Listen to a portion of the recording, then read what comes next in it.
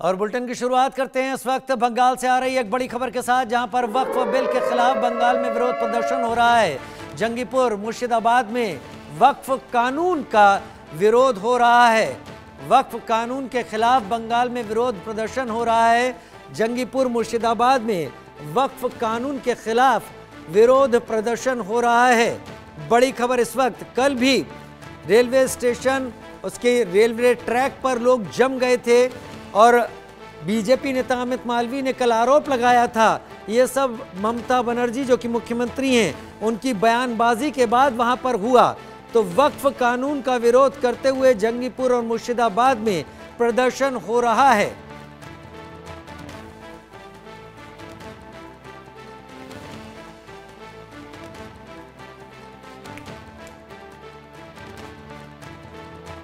अरे सुनो,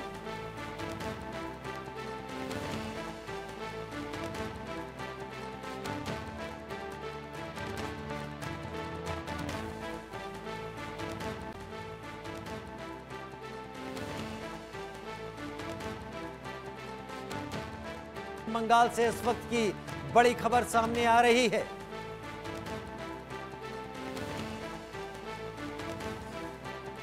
ये तस्वीरें भी अब आपके टीवी स्क्रीन पर, एक्सक्लूसिव तस्वीरें आप अपने टीवी स्क्रीन पर देख रहे हैं। वक्फ के नाम पर बंगाल में हो रहा है बवाल।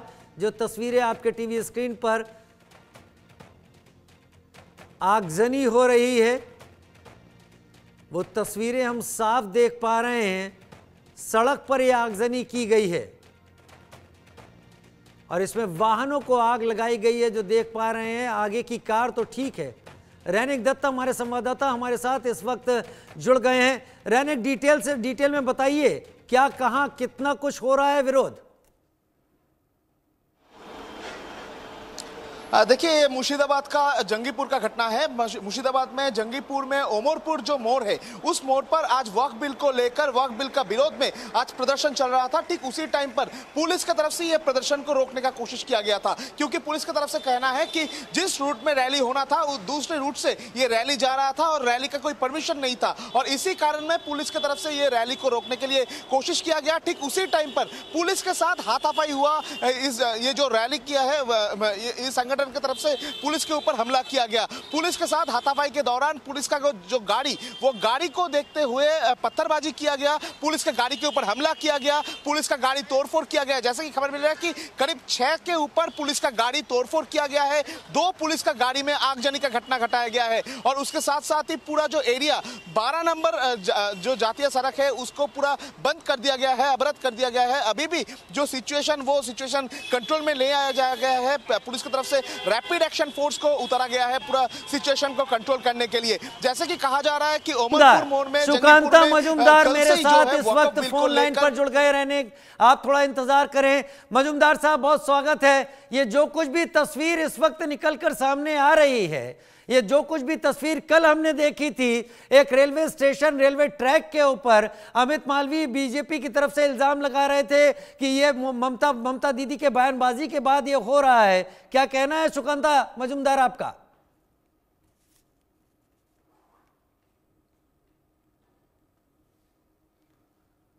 मजुमदार साहब, मेरा आवाज आ रही है आपको?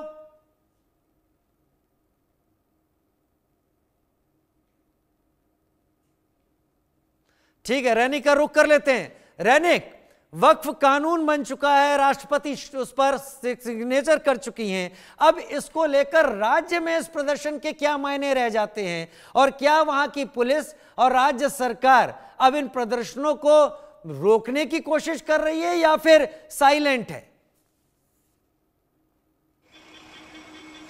देखिए, कोलकाता का अगर बात किया जाए तो इसमें तो कोलकाता पुलिस की तरफ से इस तरीके का जो विरोध प्रदर्शन, इसको रोकने का कोई कोशिश नहीं किया जा रहा है, क्योंकि कुछ दिन पहले भी देखा गया था कि वक्फ का प्रतिवाद में कोलकाता का पाक्सा का 7 पॉइंट पूरा बंद कर दिया गया था। पूरा 7 पॉइंट में प्रतिवाद चल रहा था, प्रोटेस्ट चल रहा था, और प्रोटेस्ट का नाम पे भड़काऊ बयान भी दिया जा रहा था पाक्सा का एकदम 7 पॉइंट से। और ये जो भड़काऊ बयान, ये अभी सोशल मीडिया में पूरा वायरल हो चुका है। और ठीक इसी सिचुएशन में पश्चिम बंगाल में फिर से एक बार वक्फ का विरोध में जब रास्ते में आए प्रोटेस्ट करने के टाइम पर उसी रैली से पुलिस के गाड़ी के ऊपर हमला किया गया। यानी जो पुलिस राज्य का लॉ एंड ऑर्डर संभालता है, जो पुलिस राज्य का सुरक्षा के लिए रहता है, उनका ही सुरक्षा अभी मुश्किलों में आ चुका है, क्योंकि राज्य सरकार ये प्रोटेस्ट को लेकर जिस तरीके का। ठीक है, एक बार फिर आपको रोक रहे हैं हम। सुकांता मजूमदार मेरे साथ इस वक्त जुड़ गए हैं। मजूमदार साहब, जो तस्वीर निकल कर आ रही है जंगीपुर मुर्शिदाबाद में, और कल भी तस्वीरें आई थी, एक रेलवे ट्रैक के ऊपर काफी सारे लोग पहुंच गए थे। बीजेपी नेता अमित मालवीय ने कहा था सब ममता दीदी के बयानबाजी के बाद हुआ है। आपका क्या कहना है जो हालत अभी पश्चिम बंगाल में है? देखिए, पश्चिम बंगाल सरकार की संरक्षण में पूरी चीज हो रही है, क्योंकि आपको याद होगा जब 26,000 लोगों की नौकरी चली गई थी, उस समय मैं और हमारे जो प्रवक्ता डॉक्टर संबित पात्रा जी मिलकर एक प्रेस कॉन्फ्रेंस किया था। उसी दिन हमने फोरकास्ट किया था कि ममता बनर्जी के द्वारा ऐसी कुछ चीजें की करवाई जाएगी जिससे इस चीज से दृष्टि लोगों की दूसरी चीजों पर चली जाए, डाइवर्शन हो जाए, पूरी मीडिया का अट्रैक्शन डाइवर्शन हो जाए। और सरकार इन लोगों को, ये जो तत्व है, इनको संरक्षण देती है। जब सीए का कानून पास हुआ था, इन्हीं लोगों ने तोड़फोड़ की थी। मुर्शिदाबाद जिले में जिस इलाके में आज दंगा हो रहा है, उसी इलाके में ट्रेन को आगजनी कर दी गई। सरकार इनके खिलाफ इतना सॉफ्ट एटीट्यूड लेता है, इसके लिए बार बार इस तरीके की घटना घट रही है और ममता बनर्जी द्वारा स्पॉन्सर्ड हिंसा है। ये स्पॉन्सर्ड हिंसा जो आप कह रहे हैं, यही अमित मालवीय भी इल्जाम लगा रहे हैं। ये केवल मुर्शिदाबाद में हो रही है, जंगीपुर में हो रही है, या बेलूरघाट जहां से आप भी आते हैं, बेलूरघाट, वहां पर भी ऐसी तस्वीरें हैं? देखिए, बहुत सारे जगह पे जहाँ पे डेमोग्राफी लास्ट कुछ बहुत 75 ईयर्स में चेंज हो गई है, वहां पे ऐसी घटनाएं घट रही है। बांग्लादेश से इन्फिल्ट्रेशन लगातार होता रहता है। बॉर्डरिंग डिस्ट्रिक्ट में मैं बचपन से पला बड़ा हूं, मैं जानता हूं क्या होता है वहां पे। और ऐसी जगह बंगाल को पश्चिम बांग्लादेश बनाने की एक साजिश चल रही है ममता बनर्जी और उनकी टीम के द्वारा, और इसको रोकना चाहिए। और मैं एक सवाल पूछना चाहता हूं आज अभिषेक बनर्जी जी से, क्योंकि जब बीजेपी नवान्नों का घेराव की थी तो एक पुलिस कार्य में आगजनी की घटना घटी थी, तो अभिषेक बनर्जी ने तब बोला था कि मैं अगर उस पुलिस वाले के ऊपर होता तो मैं सिर पे गोली मारता इन लोगों को। तो आज मैं अभिषेक बनर्जी से सवाल पूछना चाहता हूं, आज जिन लोगों ने 2 गाड़ियां जला दी है, 6 गाड़ियों को तोड़फोड़ की है, अभिषेक बनर्जी में क्या साहस होगा वो निकल के सामने आके बोलेंगे कि पुलिस, मैं अगर उनके जगह होता तो उनके सिर में गोली मारने का आदेश देता? मैं अगर होता तो ऐसा करने का आदेश देता। लेकिन अब कंडीशन कितनी बुरी हो गई है अभी पश्चिम बंगाल में मजूमदार साहब? देखिए, जब सीए का कानून पास हुआ था, ऐसी हालत हो गई थी कि बीएसएफ को बॉर्डर डिस्ट्रिक्ट में बहुत सारी जगह में, स्पेशली जो मुर्शिदाबाद जहां पे ऐसी घटना घट रही है, वहां पे नीम तीता सहित बहुत इलाकों में हिंदुओं के घर जला दिए गए थे, महिलाओं के साथ बदसलूकी हो रही थी, तब बीएसएफ को उतरना पड़ा। तो आज भी मैं स्टेट गवर्नमेंट को बोलूंगा कि हमारे स्टेट पुलिस की उतनी औकात नहीं है कि इन उपद्रवियों के साथ वो लड़ पाए। इसलिए स्टेट गवर्नमेंट को चाहिए सेंट्रल गवर्नमेंट से पैरामिलिट्री फोर्स उतारने के लिए वो रिक्वेस्ट भेजे, नहीं तो आगे आने वाले समय में और भी भयंकर परिस्थिति हो सकती है। आप सेंटर में मिनिस्टर हैं, आप एक बड़ा आपका रसूख है, वेस्ट बंगाल पुलिस कुछ नहीं कर रही है, क्या खामोश बैठी हुई है? देखिए, पश्चिम बंगाल पुलिस को ऑर्डर नहीं है। पश्चिम बंगाल पुलिस को पूरी तरीके से ममता बनर्जी की तरफ से इंस्ट्रक्शन है कि अगर माइनॉरिटीज कुछ करते हैं, माइनॉरिटीज बोलना भी सही नहीं है, मुस्लिम अगर कुछ करते हैं तो उनके खिलाफ कोई भी कार्रवाई, लाठीचार्ज या गोली चलाना, यहाँ तक कि रबर बुलेट चलाना, ये सब अलाउड नहीं है पश्चिम बंगाल पुलिस को। वो कर सकती है, लेकिन ममता बनर्जी की स्टैंडिंग इंस्ट्रक्शन है और कि आप नहीं करेंगे। तो ये इस हालत में तो फिर पुलिसिंग कहीं दिखेगी नहीं। जो तस्वीरें हम दिखा रहे हैं वहां पर केवल आग लगी दिख रही है, आसपास कोई नहीं दिखाई पड़ रहा है। नहीं, पुलिस भाग गया है। आप देखिए वहां पे, आपके कैमरामैन को दिखाने के लिए बोलिए, पश्चिम बंगाल पुलिस भाग जाएगी, क्योंकि उनके भी खुद की रक्षा की बात है। और जब आपके सीएम होम मिनिस्टर खुद बोल चुके हैं, उनको पता है कि ममता बनर्जी की अगर कोई गोली चलाएगा इनके ऊपर या कुछ सख्त कार्रवाई करेंगे तो उनको सस्पेंशन हो जाएगा, तो कौन बंदा अपनी नौकरी का जिम्मेदारी, अपनी नौकरी को सैक्रिफाइस करेगा? नहीं, हम पुलिस देख रहे हैं इसमें- कई लोग झंडे लिए हुए, हरे झंडे लिए हुए, अब नई तस्वीरों में पत्थरबाजी और आगजनी करते हुए भी दिखाई दे रहे हैं। इतनी हिम्मत अगर इन लोगों की यहाँ है तो बाकी जगह भी कंडीशन खराब कर सकते हैं। क्या राज्य सरकार या राज्यपाल इसमें दखल दे सकते हैं कि अगर पुलिस कुछ नहीं कर रही है तो पैरामिलिट्री फोर्सेस डिप्लॉय की जाए? देखिए, मैं राज्यपाल, महामहिम राज्यपाल जी से बात करूंगा और मैं उनसे रिक्वेस्ट करूंगा जल्द से जल्द पैरामिलिट्री फोर्सेस तैनात करने की व्यवस्था की जाए। हिंदुओं की, स्पेशली मुर्शिदाबाद जैसे डिस्ट्रिक्ट जहां पे हिंदू माइनॉरिटी है, वहां पे हिंदुओं की सुरक्षा के लिए पैरामिलिट्री फोर्सेस उतारना बहुत जरूरी है, नहीं तो रात को बहुत कुछ हो सकता है। और यहाँ से बांग्लादेश का बॉर्डर कितनी दूर है मुर्शिदाबाद की इस जगह से? बहुत नजदीक है। मुर्शिदाबाद पूरा बॉर्डरिंग डिस्ट्रिक्ट है और बहुत सारे ये जो डेमोग्राफी जो चेंज हुआ लास्ट 75 सालों में, इनमें से बहुत सारे लोग हैं जो खुद या उनके जिनके पूर्वज बांग्लादेश से आए हुए मुस्लिम थे। सुकन्ना मजूमदार साहब, ये जो भीड़ यहाँ पर जो लोग दिख रहे हैं, इनमें से शायद ही किसी ने वक्फ अमेंडमेंट जो कानून है वो उसको पढ़ा भी होगा, तो इनको उकसाने वाले भी बहुत सारे लोग होंगे। क्या उनको पिन पॉइंट नहीं किया जा सकता वो कौन लोग हैं जो आग भड़का रहे हैं? देखिए, पश्चिम बंगाल में ऐसी एक नेटवर्क है जिसके द्वारा ये आग भड़काई जाती है, जिनके पीछे तृणमूल कांग्रेस के नेता भी होते हैं। और इसलिए मुझे लगता है कि पश्चिम बंगाल की स्थिति कैसी है, पश्चिम बंगाल के लोगों को समझना चाहिए सबसे पहले। और पिन पॉइंट कौन करेगा? जो सरकार चाहती है कि ऐसी घटना घटे, वो सरकार तो पिन पॉइंट नहीं करेगी और इनको रिस्ट्रिक्ट करने की भी कोशिश नहीं करेगी। सरकार खुद चाह रही है कि ऐसी घटना घटे। क्या सरकार चाहती है कि इससे ध्रुवीकरण हो, पोलराइजेशन हो? एकदम पोलराइजेशन हो और ये जो 26,000 नौकरी गई है, हाँ। इससे लोगों की ध्यान हट जाए, हाँ। दूसरे इशू में चले जाए। पोलराइजेशन और ये दोनों उनके लिए दो तरफा लाभ है। तृणमूल कांग्रेस के लिए ऐसी घटना घटाना या घटने से दो तरफा लाभ होता है। आपके नेता शुभेंदु अधिकारी कल प्रदर्शन भी कर रहे थे इन्हीं नौकरियों को लेकर, तो आपका यह कहना है कि यह आगजनी वक्फ के नाम पर हो रही है, लेकिन इन नौकरियों से जो ध्यान हटाना है मेन एम वो है सरकार का?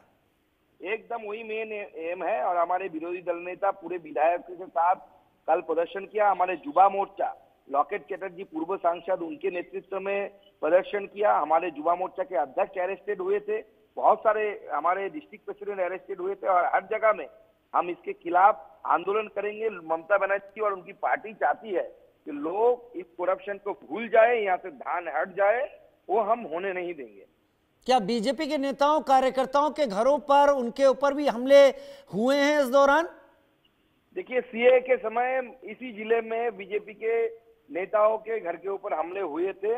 अभी वक्फ बिल के ऊपर अभी तक नहीं हुआ, लेकिन आज रात, आज से जब हिंसा भड़की है, आगे आने वाले 2-3 दिन में बहुत कुछ हो सकता है। इसलिए मुझे लगता है कि इसके लिए मैं ऑनरेबल गवर्नर साहब से बात करूंगा, जरूरत पड़ेगी तो होम मिनिस्टर साहब से भी बात करूंगा, इस विषय में उनकी ध्यान आकर्षित करूंगा। क्या आपको लगता है ये बढ़ेगा सरकार की तरफ से अब ये सारा, या सरकार की तरफ से आप जो इल्जाम लगा रहे हैं हो रहा है?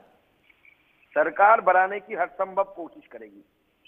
आप देखिएगा और डिफरेंट जगह में ऐसी चीज होगी। जैसे आपने बताया, जो लोग आगजनी कर रहे हैं उनको अगर पूछा जाए कि आप बताओ वक्फ बिल में क्या है, उनको कुछ पता ही नहीं है वक्फ बिल में क्या है। लोगों को गुमराह किया जाता है, पढ़े लिखे नहीं है, स्कूल भी नहीं गए होंगे, ऐसे लोग ज्यादा इसमें है। और तृणमूल के नेतृत्व द्वारा, तृणमूल लीडरशिप द्वारा इन लोगों को, जो मुस्लिम लीडरशिप है तृणमूल के, वो मौला मौलवी को देकर ये सब काम कराते। ठीक, पश्चिम बंगाल के स्टेट बीजेपी प्रेसिडेंट और केंद्रीय मंत्री सुकांता मजूमदार हमारे साथ इस वक्त जुड़े हुए थे। बहुत धन्यवाद मजूमदार साहब इन सब बातों के लिए आपका। मेरे साथ मेरे सहयोगी रैनिक दत्ता भी इस वक्त जुड़े हुए हैं। रैनिक, दो तस्वीरें हम दिखा रहे हैं, एक तरफ आगजनी है, दूसरी तरफ वो भीड़ दिख रही है। और ये भीड़ ऐसी नहीं है कि ये बहुत मैच्योर्ड लोग हों, ये माइनर भी हो सकते हैं क्योंकि दूर से तस्वीरें दिख रही है, या ये एडल्ट भी हो सकते हैं, कुछ युवा हो सकते हैं। ऐसी उम्मीद कम लगती है कि इन्होंने वक्फ कानून को पढ़ा भी होगा, तो इनके पीछे बहुत सारे लोग हैं जो उकसाने का काम कर रहे होंगे। रैनिक, देखिए, मैं ये जो जिस जगह में ये घटना हुआ है, यानी देखिए, मुर्शिदाबाद का जंगीपुर जिस जगह में ये घटना सामने आया है, ये जो तस्वीर जिस जगह से सामने आया है, इस जगह में जैसे कि सुकंद मजुमदार जी मेंशन कर रहे थे कि सीएए जब हुआ था उसी टाइम पर इसी जगह पर हिंसा का घटना हुआ था। हाँ। ये उमरपुर जो मोड़ है, इस उमरपुर मोड़ में इसके पहले भी दिखा गया था कि पुलिस के गाड़ी के ऊपर हमला का घटना घटा था, पुलिस का सर भी टूटा था इस जगह में पत्थरबाजी के दौरान। फिर से उसी जगह में हिंसा का घटना हुआ, फिर से उसी जगह में पुलिस के ऊपर हमला किया गया, पुलिस का गाड़ी को तोड़फोड़ किया गया, पुलिस का जो हायर ऑफिशियल है उनके ऊपर हमला किया गया, पुलिस को टीयर सेल भी चार्ज करना पड़ा था अभी का ये घटना में। तो इसी जगह में बार बार से ये घटना जो हो रहा है, इसमें पुलिस की तरफ से क्यों कंट्रोल नहीं किया जा रहा है, ये सवाल जिस तरीके से आ रहा है, उसी तरीके से ये सवाल भी आ रहा है कि ये जो बार बार से ये इस तरीके का घटना हो रहा है, इसके पीछे कारण क्या है? क्या ये पूरा घटना को प्री प्लान किया गया था? क्योंकि जिस तरीके से आप देखेंगे, आज जिस रोड से रैली होने वाला था, यानी मुर्शिदाबाद का जोंगीपुर में उमरपुर मोड़ में जिस जगह में ये घटना घटा है, इस जगह में रैली आने का कोई बात ही नहीं था। ये रैली दूसरे साइड से होने वाला था, मगर ये रैली क्यों इस तरफ मोड़ लिया, ये सवाल आ रहा है। दूसरी तरफ सवाल आ रहा है कि पुलिस ने जब रोकने का कोशिश किया, ठीक उसी टाइम पर पुलिस का बात सुनकर वो लोग रूट चेंज क्यों नहीं किए थे?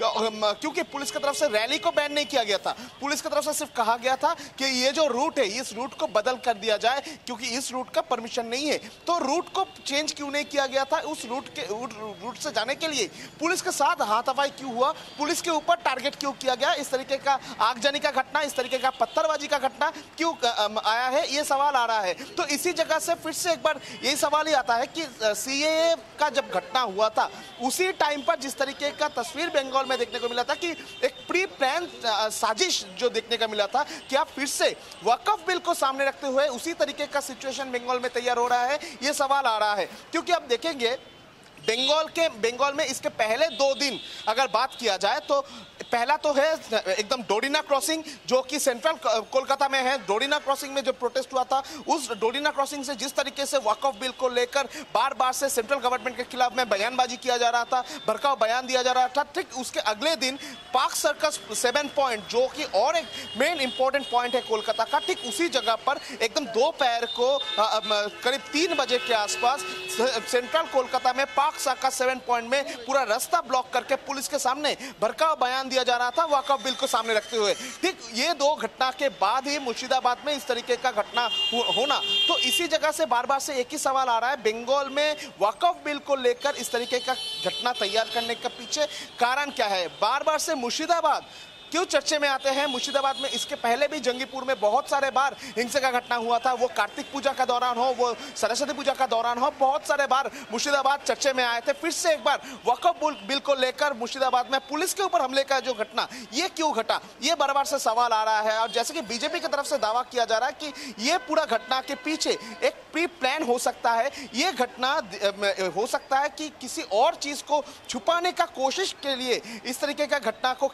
अंजाम जा रहा है। इस तरीके का इंजाम भी बीजेपी की तरफ से लगातार उठाया जा रहा है। मगर अभी का जो फिलहाल सिचुएशन, जैसा कि मुर्शिदाबाद का जंगीपुर से जो अभी का जो फिलहाल अपडेट आ रहा है कि अभी भी पुलिस की तरफ से रैपिड एक्शन फोर्स को मौजूद रखा गया है, क्यूआरटी फोर्स को रखा गया है, मगर अभी भी 12 नंबर जो नेशनल रोड है, 12 नंबर जातीय सड़क, उसको ब्लॉक करके रखा गया है। उस रास्ते को अभी भी खाली नहीं किया गया है, बहुत सारे गाड़ी उधर रुके हुए हैं। पुलिस का जो हायर ऑफिशियल्स उधर मूव कर रहे हैं। Murshidabad police, Murshidabad district police, Berhampore district police को भी उधर मूव किया गया है। मुर्शिदाबाद का जो एसपी खुद सूर्य प्रताप यादव आईपीएस, वो भी खुद स्पॉट में पहुंचे हैं, जो क्यूआरटी फोर्स को लेकर वो पहुंचे हैं। और उसके साथ साथ ही रैपिड एक्शन फोर्स को और कॉम्बैट फोर्स को भी उधर मौजूद रखा गया है। टीयर सेल चार्ज करना पड़ा है और उसके साथ साथ ही वाटर कैनन को भी उधर ले जाया गया है। यानी पूरा जो सिचुएशन, ये सिचुएशन को कंट्रोल करने का कोशिश पुलिस की तरफ से फिलहाल किया जा रहा है। ठीक है, बने रहिए। प्रियंका टिब्रेवाल मेरे साथ, प्रवक्ता बीजेपी, इस वक्त जुड़ गई हैं।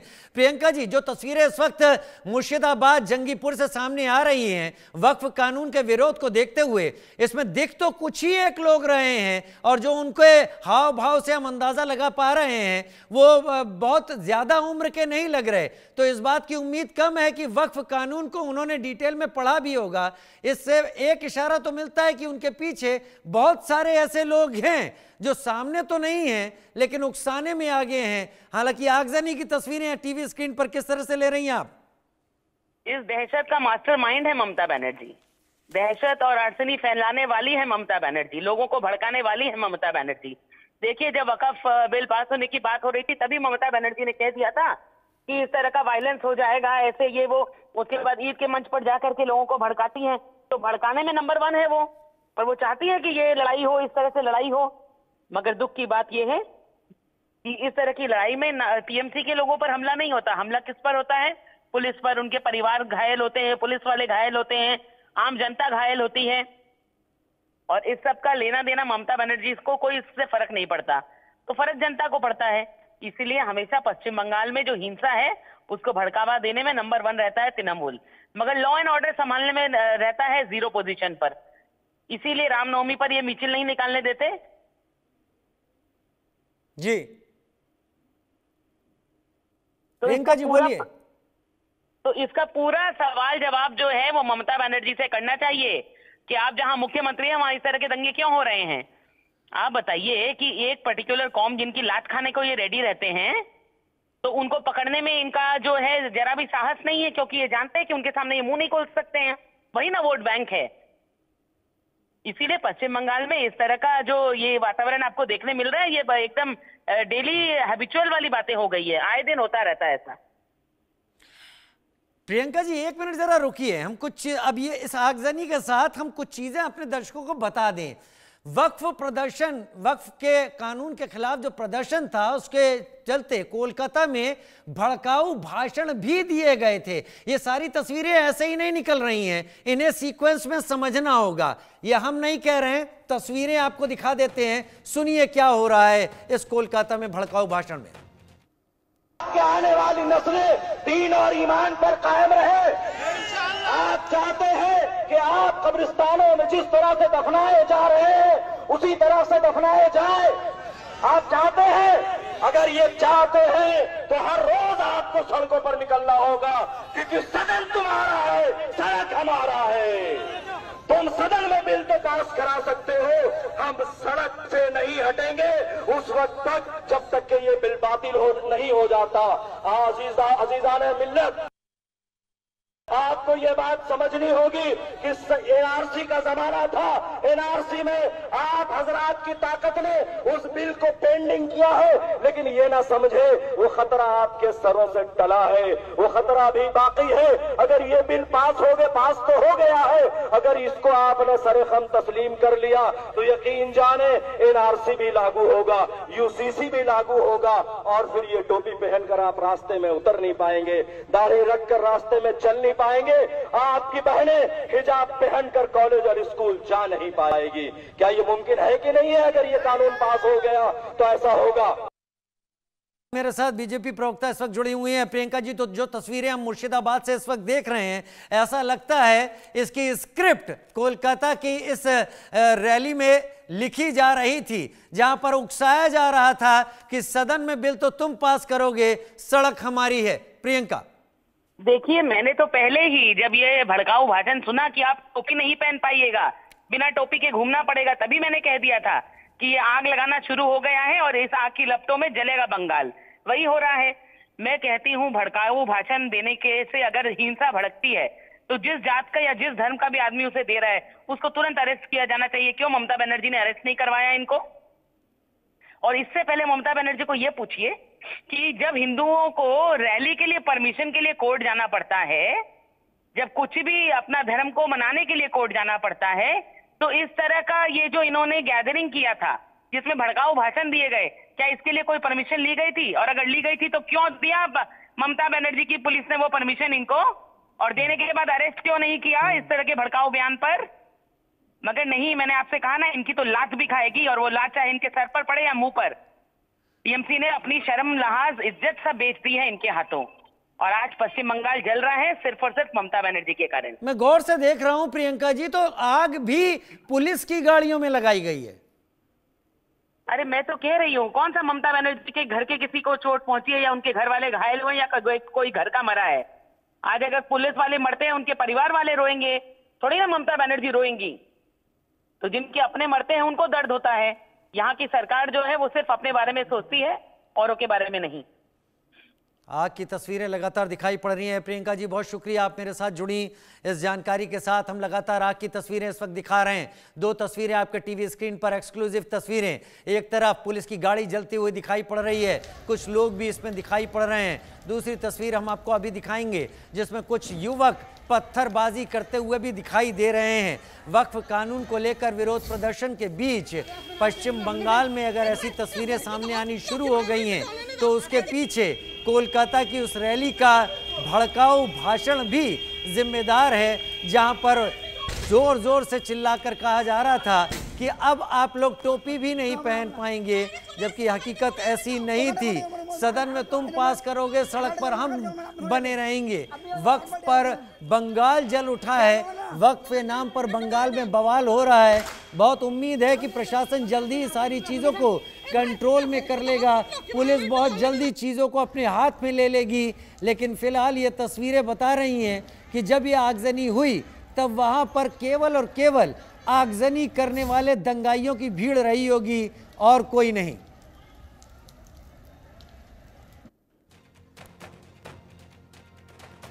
हम उम्मीद भी यही करते हैं कि इस सब में पश्चिम बंगाल पुलिस के कर्मचारी सुरक्षित रहे होंगे, क्योंकि अंदाज़ा लगा सकते हैं, जैसा सुकांता मजुमदार भी कह रहे थे कि पुलिस की गाड़ियों पर हमला हुआ है और ये गाड़ी हमें पुलिस की ही जैसी लग रही है जो इस वक्त जल रही है तस्वीरों में। तो उम्मीद कि पुलिस वहाँ पर सुरक्षित होगी और पुलिस बहुत जल्दी लॉ एंड ऑर्डर को अपने हाथ में ले लेगी। दंगाइयों के हाथ में कुछ देर के लिए ज़रूर स्थितियाँ थीं, लेकिन अब पुलिस के हाथ में चीज़ें होंगी।